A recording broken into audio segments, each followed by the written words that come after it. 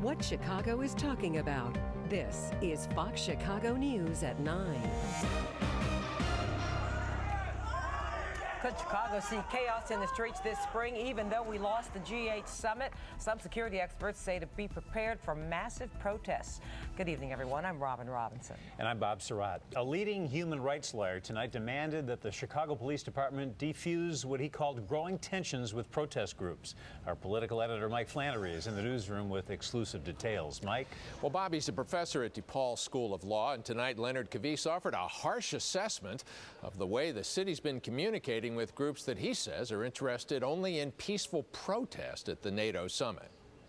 I don't think the city of Chicago is doing anything right in preparing for this demonstration in terms of communication with the protesters. Veteran human rights watchdog Leonard Kavise claims that if City Hall really wants to avoid needless confrontations with protesters at the upcoming NATO summit, the mayor should order police to answer some basic questions now. You need to stand in front of the room and say, here's the charges that we plan on filing if any are necessary. Here's what the bonds will be. Here's access to the lawyers. Here's what people are going to be taken. Here's how they can get in touch with their families. And if you want to disperse, will there be an order to disperse, and will you be allowed to disperse without arrest? Open meetings with any and all interested parties is the promise of the executive director of Chicago's NATO Summit Host Committee.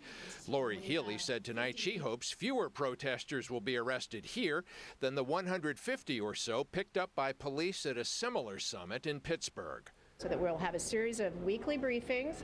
We'll participate. Police department will participate. A company run by the former agent in charge of the Secret Service office here in Chicago has now formally been hired by the host committee.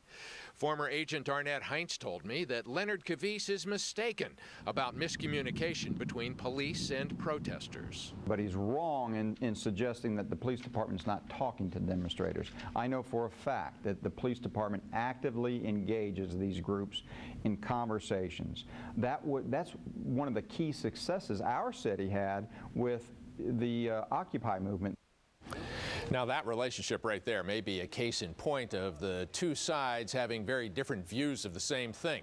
While police in City Hall are indeed very pleased that they forestalled the kind of messy encampment that occupiers established in other cities, Professor Kavise tonight offered another view. He claimed the occupiers here may yet file civil suits, and he believes that their First Amendment rights may have been violated during those arrests that, of course, Robin, blocked them from camping out in Grant Park or anywhere else in the city. All right. Thank you, Mike Flannery. We'll all be watching closely.